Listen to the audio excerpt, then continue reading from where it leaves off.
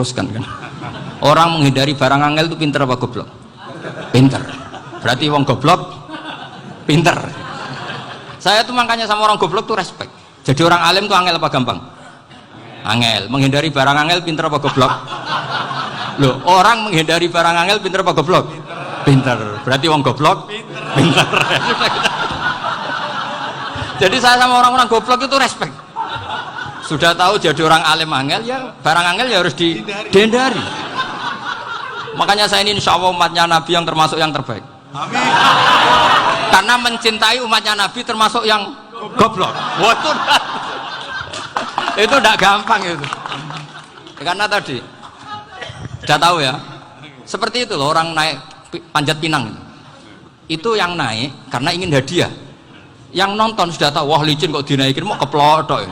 Tapi orang sepakat yang nonton juga pinter karena sudah tahu ribet kok. Tuku yang pasar kena lah apa mana. Sama juga gitu.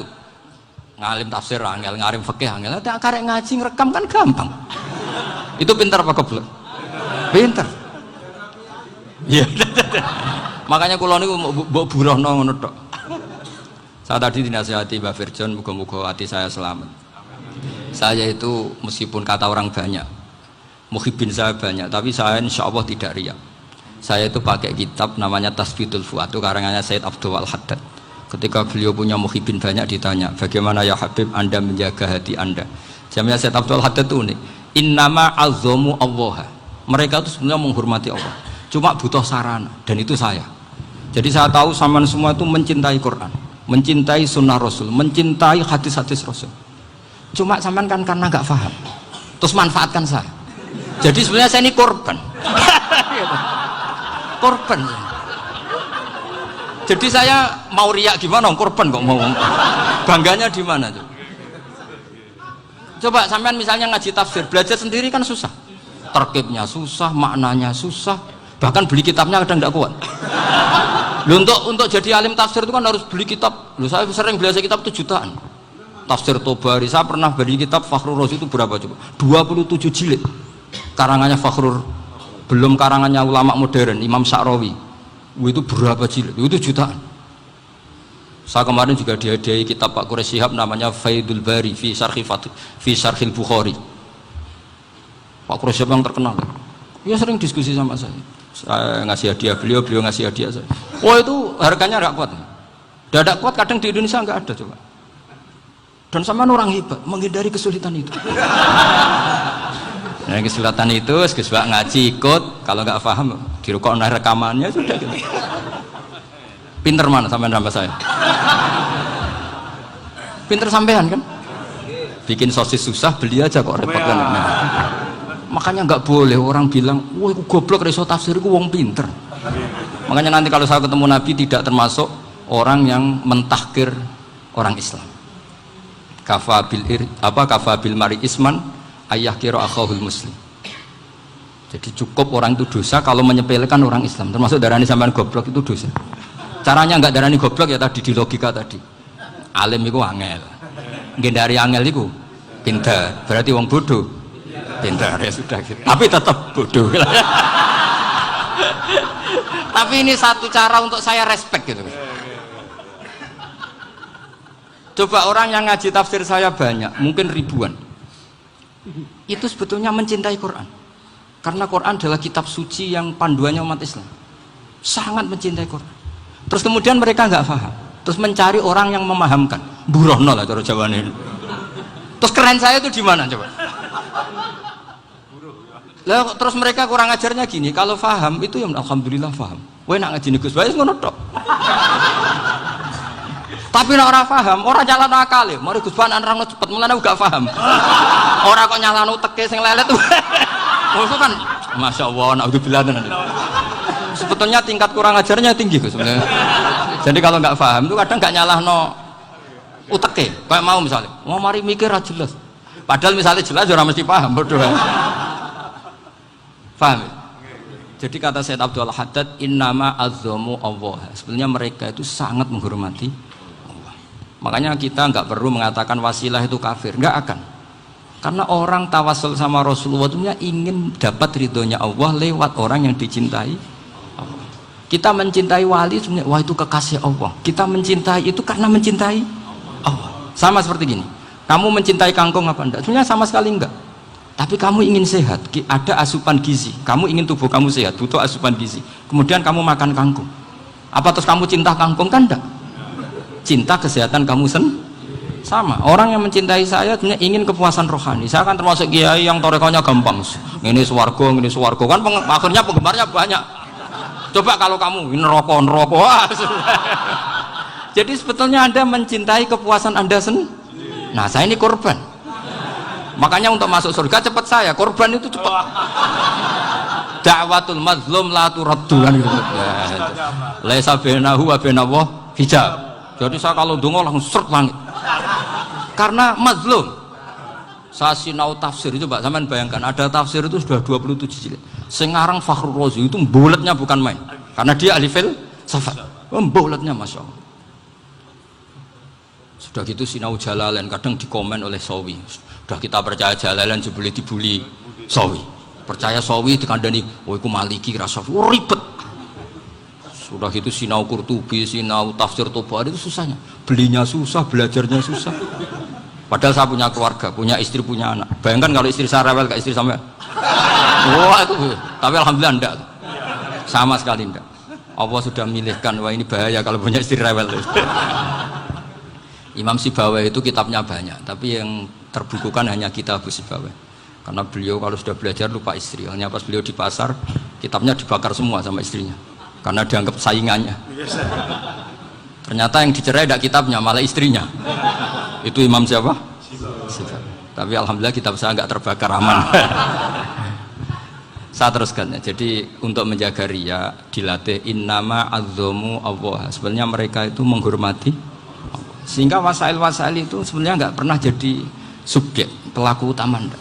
Tetap Allah. Sebab itu kata Sayyid Muhammad, kamu kok mengatakan wasilah itu kafir itu gimana? Ketika innallaha qad ba'atsa lakum taluta malika. Talut itu ya manusia. PD-nya itu apa? Inna ayata mulkihi ayyatiyakumut tabut fihi sakinatum mir rabbikum wa baqiyatum mimma taraka ahlu Musa wa ahlu Haruna tahmiluhul malaika. Jadi beliau PD itu kalau bawa sunduk semacam peti sakti, sing di situ ada baqiyatum mimma taraka ahlu Musa wa ahlu Haruna tahmiluhul malaika. Ya kayak semacam jimat. Tapi saya bukan mensyariatkan jimat enggak, karena nanti banyak penjual yang pembohong juga gitu loh. Cuma cerita, kamu tidak usah mengatakan kafir. Dulu Tolut PD-nya kalau bawa sunduk semacam peti kesaktian yang di situ ada baqiyatum mimma taraka ahlu Musa wa ahlu Haruna tahmiluhul malaika. Sehingga Khalid bin Walid meskipun beliau sahabat dan menyaksikan wajah Rasulullah SAW, itu bawa sya'aratun min sya'aratihi Rasulullah SAW, bawa rambutnya Nabi. Perang kemana-mana itu diletakkan di pecinya. Nanti sama tanya lagi, masa pakai peci Khalid bin Walid itu? Wah panjang, sampai itu repot. Sampai tak warai ngaji usul fikih. Usul fikih itu kalau ngaji itu ada istilah tangkihul manat. Ini mesti ini wilayah yang kita bisa berdebat sama Mbah Firjon. Dulu itu musuh saya karena saya makili Anwar, beliau makili Peloso. Tapi tahu-tahu kalah tua terus saya mengundurkan diri. Di fikih itu ada istilah, ada tangkihul manat, ada tahqiqul manat, ada tangkihul manat. Tangkih itu kira-kira gini, lafadz hadis itu dibuang sekian untuk tahu bahwa itu madarul hukmi. Misalnya gini, tak beri contoh paling gampang. Sama harus paham, kalau nggak paham nggak pinter-pinter. Ja'a a'rabiyun ila Rasulillah sallallahu alaihi wasallam. Ya karena ini menghormati Mbah Ahmad Siddiq, saya orang alim, jadi ngaji ini tetap ada suasana alim. Ya harus ada suasana alim. Nggak perlu jadi orang alim tadi, susah. Sudah ngedari susah itu pintar. Sudah itu aja. Jadi orang alim susah, ngedari barang susah pintar. Berarti orang tidak alim pintar. Nah, meskipun tetap sudah kita itu pegangi sampai mati nanti. Loh, jadi orang alim itu repot. Itu kata Imam Ghazali, kalau orang alim kalau mau masuk surga itu sama Allah nggak boleh. Kif, kamu nggak boleh langsung masuk surga. Coba cari umat kamu, syafaati dulu. Nah, saya takut nyari sampean nggak bisa kembali. Saya tidak punya rencana itu. Pokoknya mau masuk. Golek sampean kuaduan. Aduan balik raroh dewe, repot nanti saya. Berat jadi orang alim itu berat. Ya saya teruskan ya. ada tangkihul manat. Jaa A'rabiyun ila Rasulillah sallallahu alaihi wasallam. Faqala ahlaktu wa ma ahlakaka qal waqatu imraati fi nahari Ramadan. Ya dan saya ini rusak ya Rasulullah. Kenapa? Karena saya menjima istri saya fi nahari Ramadan. Terus kata Nabi, kamu harus bayar kafarah. Napa Nabi kafarah? Puasa 2 bulan. Wong baru 1 hari aja terjadi gitu kok disuruh puasa 2 bulan. Ya tidak kuat ya Rasulullah. Baru berapa hari saya puasa aja kecelakaan seperti itu. Apalagi kalau sampai 2 bulan. Tidak ya Rasulullah. Ya sudah kalau gitu kamu pertama ngasih makan apa? Idku raqabah kan pertama merdekakan budak. Tapi kan sekarang nggak ada budak makanya terus sekarang langsung puasa. Wah ini nggak bisa semua. Ya sudah ngasih makan orang 60. Kasihkan siapa ya Rasulullah? Ya orang fakir. Saya ini paling fakir. Di kampung saya ini orang paling fakir. Jadi mulai dulu orang fakir itu hubungan suami istri itu paling lancar mulai dulu. Makanya orang fakir itu anaknya banyak karena hiburannya hanya itu. Wong Ramadan aja. Coba mau ke ATM nggak punya uang, mau antri di bank nggak punya, mau apa coba? Itu mulai dulu. Ini sanatnya mutasil. Wah, akhirnya sudah sanksinya kan tadi ya idku raqabah atau puasa 2 bulan berturut-turut atau ngasih makan 60 orang miskin. Lalu kata ahli usul fikih, kata A'rabi dibuang, nggak menjadi catatan hukum. Orang kota pun kalau melakukan itu juga kena sanksi yang sama. Imro'atau juga dibuang. Andai kan itu dilakukan untuk amatnya juga ketentuannya sama. Nah sekarang perdebatan antara Imam Syafi'i dan Imam Malik begini. Sekarang pertanyaan gini, jima istri itu hukumnya boleh apa haram? Boleh kan? Lalu kalau ada orang tanpa udzur kemudian makan siang-siang, cara Imam Malik hukumnya sama, harus kena sanksi yang sama. Karena sama-sama hadku hurmati Ramadan bi ghairi udzrin syar'iyyin. Sama-sama merusak hukum Ramadan tanpa udzur syar'i. Lo jima itu tidak zina. Kan hukumnya jaiz. Nah, sekarang makan hukumnya jaiz, harusnya juga kena ketentuan yang sama. Cara pikirannya Imam Malik. Nah, alhamdulillah Imam Syafi'i gak setuju. Wah, cara setuju repot. Bahkan orang-orang Syafi'i sudah punya khilaf, kalau gitu minum dulu. Iya, biar gak kena. Iya, biar iftarnya pakai minum. Setelah minum baru jima kan. Ya. Ini sudah menyiapkan khilafnya. Ini khas Syafi'i ini, bongsong rekayasa hukum. Nanti bisa belajar jauh cara ngakali hukum. Makanya guyonan yang masyhur Gus Dur itu gitu. Ada seorang kiai atau Gus lah. Ya punya salah, namanya manusia kan punya salah, entah cangkruk entah apa, pokoknya punya salah. Ada wartawan yang ngiranya semua kiai itu orang suci, sehingga tanya sama Gus Dur, Gus itu ada kiai kok ya pokoknya salah lah ya. Tapi jangan bayangkan dosa besar, enggak, kecil-kecil aja. Itu gimana itu, padahal kiai kan orang suci. Jawabnya Gus Dur lucu, ya justru yang boleh salah itu para kiai, kalau kamu nggak boleh. Loh, kok bisa Gus? Karena mereka tahu caranya tobat. Repot. Kalau kamu nggak tahu caranya, sama pelanggaran hukum itu ya harus pakar-pakar hukum. Ya. Itu yang tahu caranya rekayasa. Kalau kamu ya kena pasal kan ya. Jadi kamu jangan niru saya. Saya ini punya sekian cara untuk nah, itu namanya khilah. Makanya kata Sayyid Muhammad, kamu tidak usah anti khilah. Karena Abu Hanifah itu membolehkan khilah. Kitabul khiyal. Yang penting kamu soleh dulu. Setelah soleh nanti Allah maklumi. Soleh dulu, syaratnya soleh dulu. Kalau tidak soleh jangan. Contohnya gini, ada orang mau puasa lemes sekali, mau makan. Gampang. Kalau langsung makan kan kayak hadku hormati Ramadan biwiri udrin syarian. Aku langsung mau jembera sowan Mbah Firjon. Sudah status saya Pak, musafir. Ya, sudah berangkat aja sampai Tuban makan. Nanti kalau nggak jadi ya nggak apa-apa sudah. Kan mulai pergi sudah musafir. Saya tidak tahu nanti malaikat tertarik gebuki nggak tahu. Tapi itu ada khilahnya, asal soleh. Karena kata Sayyid Muhammad dan semua kitab mengatakan itu. Kalau sama nggak tahu ya kebablasan. Nabi Ayub, yang terkenal Gudiken itu siapa? Ayub ya. Itu yang Israiliyatnya akan seru lah. Gudiken dikukur bek kreweng itu terlalu lah kalau itu. Untuk kreweng konti ning Arab ora ono kreweng itu sudah masalah itu. Singkat cerita, Nabi Ayub ketika diasingkan kaumnya itu kan nggak punya sumber makanan. Lah orang lelaki itu mulai dulu egois. Istrinya Nabi Ayub itu cantik sekali, udah cantik, rambutnya bagus. Makanya kamu nggak usah tanya kenapa istrinya kayak banyak yang cantik. Ya, nah, warasatul anbiya, nggak boleh gitu. Kalau nggak cantik ya warasatul anbiya dari segi balak. Istrinya Nabi itu semuanya cantik. Nggak usah tanya sebabnya apa, pokoknya gitu, semuanya cantik. Singkat cerita, beberapa kali istrinya Nabi Ayub itu kerja demi bisa nafkahi Nabi siapa? Suatu saat itu tidak ada pekerjaan yang cukup untuk beli roti. Satu-satunya peluang dapat rezeki itu putrinya raja itu rambutnya berondoli. Terus ada sayembara siapa yang rambutnya bagus mau dibeli. Sampai rambutnya istrinya Nabi Ayub itu dijual. Nabi Ayub tersinggung karena itu mengurangi kecantikan. Jadi lelaki mulai dulu gitu. Udah nggak urun kalau istrinya nggak cantik itu komplain. Itu khasnya lelaki. Jadi kalau kamu gitu ada sanatnya juga, tenang saja ya. Komplain ya pegawai itu.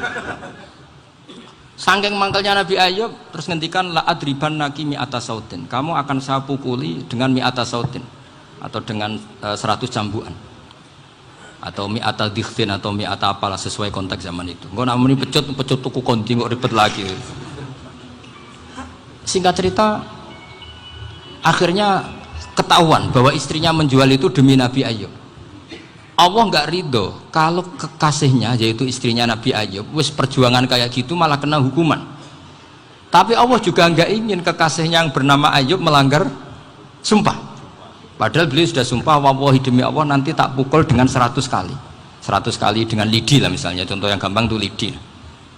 Akhirnya sama Allah dikasih satu solusi. Wa khud biyadika dikhtan fadrib bihi wala tahnas. Ya sudah, lidi itu ikat jumlahnya 100. Terus pukul sekali saja. Anggap saja sudah 100. Iku pangeran sing wari ngakali ngono iku pangeran.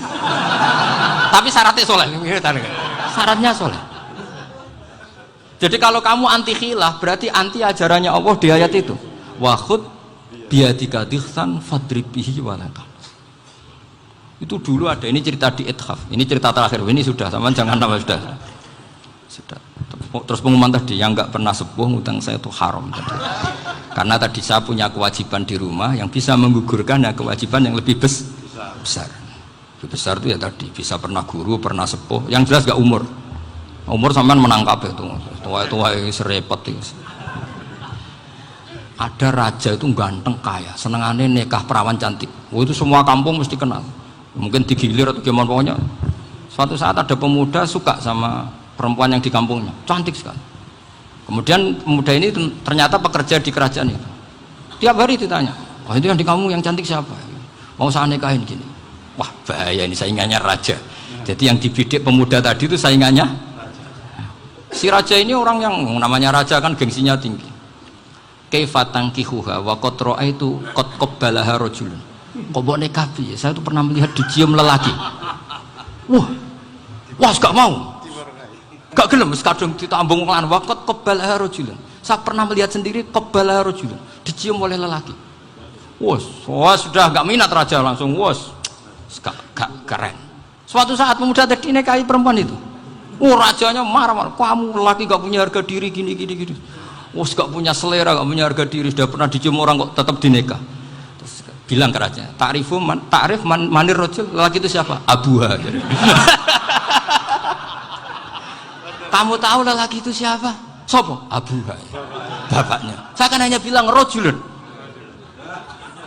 Pernah dicium lelaki. Lah pikirannya raja itu lelaki kue-kue ngene iki. Tapi butuhnya canom mau rojo ben gak sido itu aja tuh. Baru kayak digulirkan gitu wakot kebalah rojulun. Wah nggak mau. Setelah itu suatu saat pegawainya tadi nikahi perempuan. Kamu nggak punya harga diri gini. Kamu tahu mandir rojul apa abu? Wah nak ngono aku gak popo. Lah monggo sakniki wis bojo kula. Ora trimo wis diambung wis macam-macam. Lah itu namanya khilah. Apa? Khilah. Kalau di Balawa disebut tauriyah atau apalah. Tapi saya tidak ngajari sampean seperti itu. Sudah pinter sebelum saya ajarin. Bangsa ngakali kan sudah pinter. Ya ini terakhir tak baca Arabnya saja nanti. Bismillahirrahmanirrahim. Biar dapat barokahnya Syekh Nawawi juga barokahnya guru-guru. Bismillahirrahmanirrahim. Wasababu nuzuli hadil ayati annahu kana baina farisa war rumi qitalun wa kanal musyrikuna yawadduna antaghliba farisu ar-ruma li anna farisa kanu majusiyan ummiyin wal muslimuna yawadduna ghalabatar rum ala faris liqaunihim ahla kitabin. Jadi zaman dulu orang Islam lebih senang kalau yang menang itu orang Nasrani, kalau bandingannya ateis, karena bagaimanapun percaya kekuatan langit. Sementara orang ateis sama sekali tidak percaya kekuatan. Apapun bedanya kita dengan Nasrani itu ada kesamaan, yaitu percaya adanya kekuatan langit. Sehingga ketika orang Romawi kalah itu orang Islam ikut susah. Paham ya? Makanya ini tak baca biar sampean enggak macam-macam pikirannya. Fab'atha Kisra saat terusnya, ya pokoknya seperti itu. Akhirnya Rasulullah SAW berdoa lebih senang yang menang itu Rom karena ahli kitab. Artinya apa? Kemenangan ahli kitab adalah kemenangan makhluk atau hamba Allah yang mentautkan kekuatan kita di bumi dengan kekuatan langit. Makanya saya berharap selain kita ikhtiar medis, kita harus memperbanyak istighfar. Bagaimanapun semua itu dari Allah Subhanahu wa Ta'ala. Kita menghormati negara dengan ikhtiarnya, tapi saya mohon sekali kita juga istighfar, karena semua itu juga ditentukan oleh Allah, oleh langit. Ya, saya kira demikian. Assalamualaikum warahmatullahi wabarakatuh.